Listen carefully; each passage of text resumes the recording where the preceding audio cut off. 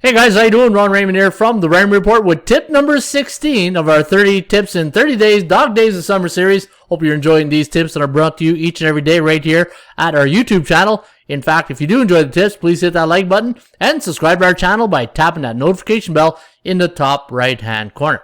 All right, just like the title says in tip number 16, college football fool's gold. What is fool's gold in college football? Folks, when you say Nick Saban, when you say Ohio State, Oklahoma, what do you think right off the bat? You think winner, right? You think these are great programs and they're always going to win. And the bookmakers, my friend, he's going to give me an easy line. He's going to give me the number so I can win every day. And if you're thinking like that, I got some fool's gold to sell you because that's why we do these videos to break the myth and show you exactly what is coming in, what's the perception versus reality out there, right? And again, sports betting to me, especially in college football, it's like a popularity contest, right? Everybody wants the popular team to always win, but the bookmakers know that, so they got to find a way to make sure they get half the room betting one side, the other half on the other side, and this way they make some of their money. And that at the end of the year they don't go broke, right? And it's their mission is not to hey, we're gonna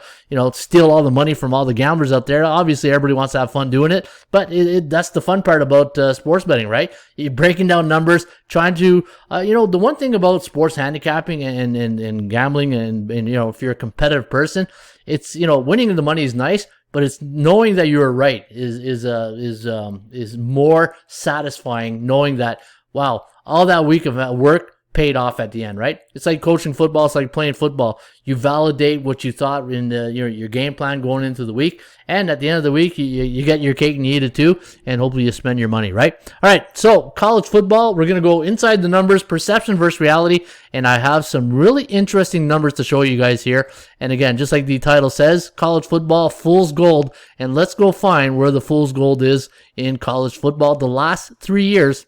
And home teams, what do you think home teams win on a consistent basis the last 3 years? If you said 60%, you're right, Johnny. Hey, a little game show host right there. But yeah, 60% of the teams win in college football at home, which is, you look at Major League Baseball, you look at hockey, that's about the average of what the home teams win, right? 60%, 40% of road teams win straight up. And look at the ATS number. And this is where the bookmaker, you got to give them credit. They do a good job. 50-50. That's, Jerry Seinfeld right there. Even Steven right there on the home teams. Now, let's break it down on the roles of there's the 4 roles that we look at, right? Home favorites, home underdogs, road favorites, road underdogs. And let's see what the numbers are telling us. So, home favorites in college football the last 3 years won 78% of their games. 32% as home underdogs, 68%, that's a 10% difference at road favorites, and 22% of road underdogs won straight up last 3 years. Now look at the bookmaker on the point. I tell you, they are your friend, but they're not your friend, right? Oh, they'll be more than happy to give you a bonus. But here's the bad news is they're going to give you a really bad line to bet into, or maybe it's a good line for them, because at the end of the day, look at all the 50 and 51 and 49. We are talking about a 2-point difference when it comes to the point spread the last 3 years. And, home favorites, 49%. Home underdogs, 50%. Road favorites, 50%. And road underdogs, 51%. Now, that's okay. That's from a macro point of view. Let's go micro and let's go look at individual teams. Now, here's the fun part. This is the part I love that when I was doing these research. And the thing in research, you just don't know what you're going to stumble into, right?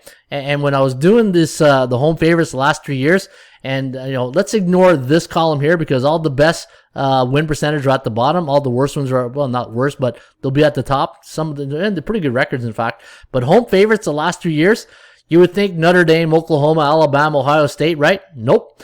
How about if I told you that the Buffalo Bulls had the best point spread record the last 3 years? I believe it. You know why? Low market team in Buffalo, a low market area. Not too many, not on ESPN every weekend. Playing into the MAC, and then you got UAB, Central USA section, Missouri. Now Missouri is not Alabama, it's not those Florida, those big name teams. Missouri, NC State, ACC team, Virginia, Boise State, Utah, Cincinnati, Auburn, and Memphis. You see what they all have in common?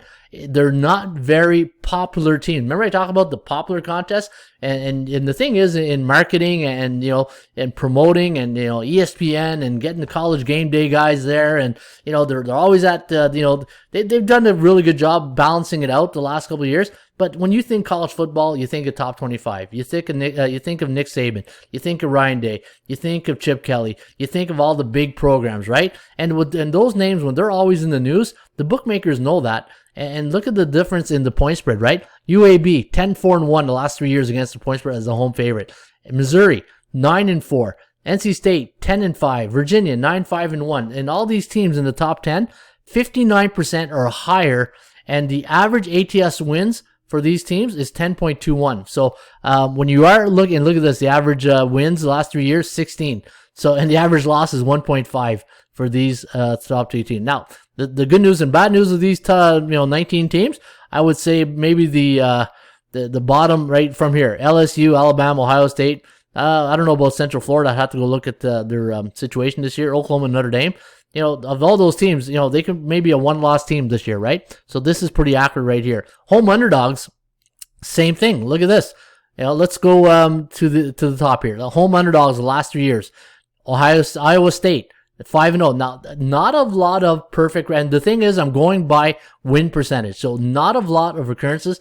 And when you are betting in college, you hear it all the time, and there's this knack of gamblers that love to, in college football, because of the crowd and the environment at the home teams, bookmakers know that, right? The bookmakers know that, and the home underdogs, there is a lot of value, but they don't come in the last 3 years for a lot of teams that much. Look at this: Iowa State 5-0, Miami 5-0, Nevada 7-1, Kent State 5-1. Kentucky 5-1, and keep in mind, they could be at home, but you got to get them in a dog roll, right? You'll never see Alabama, LSU, and Notre Dame in a dog roll. So you're looking for these medium to lower name schools in the rankings to get your value, right? Like, look at all these names: Nevada, Kent State, Kentucky, North Carolina, Tulsa, Georgia, Kansas State, Purdue.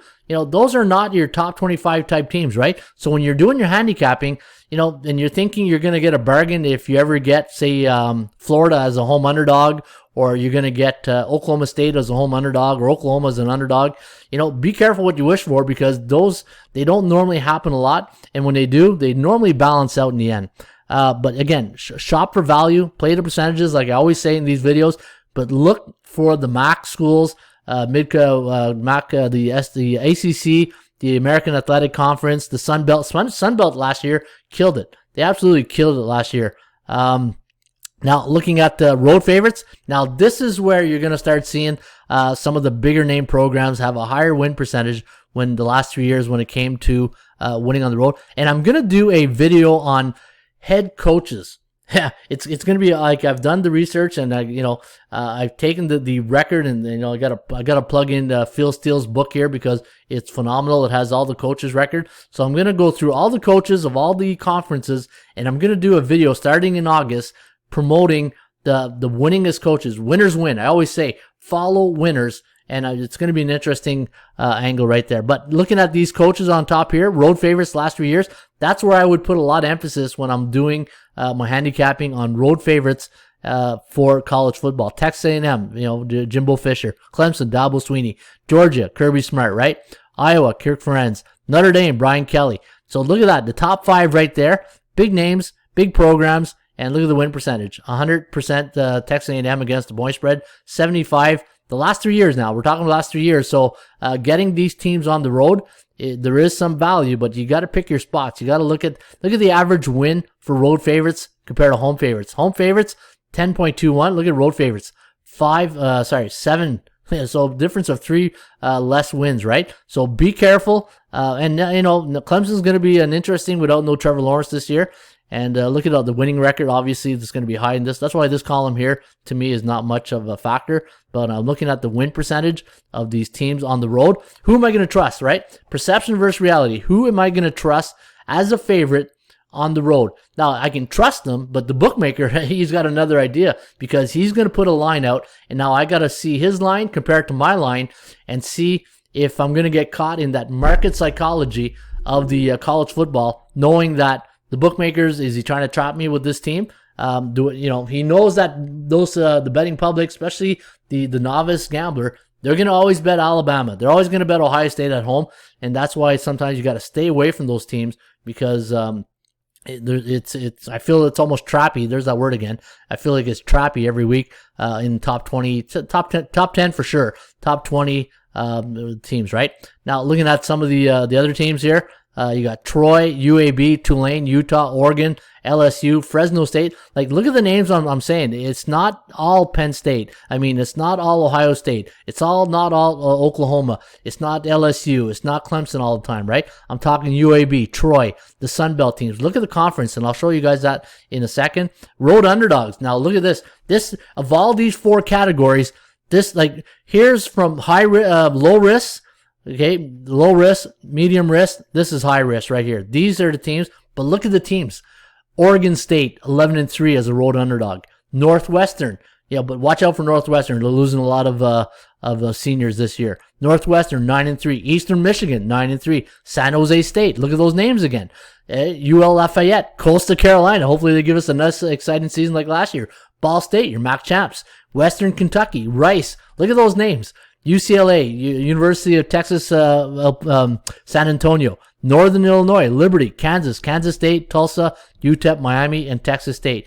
Not many top 10 teams in road underdog records, right? Because, first of all, you're never going to see those teams as road underdogs that often, right? So look for these conferences like the MAC, the Central USA, the Sun Belts to get your value. That's where you're going to find a lot of value. 8.6 of these teams here. Winning average in the road underdogs the last 3 years. Now, looking at conference, favorites and underdogs, the teams that had the most, SEC, they had 9-2.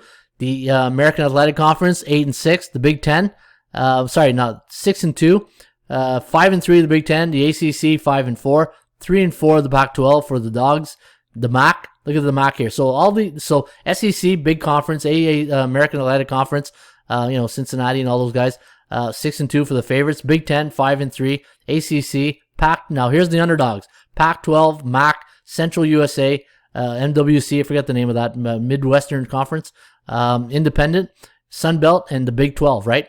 So look at that. The Big 12, a little surprising. The Big 12 is now with the Big Ten and all the big dogs. Right. But again, folks, fool's gold. Watch out for fool's gold, and this is why the title is called College Football's Fool's Gold, because when you are handicapping college football, do not fall in love with your top 10 ranking, because if you fall in love, the bookmakers know that they won't send you roses. They'll send you something else. They'll send you a thank you card for the money you just sent them.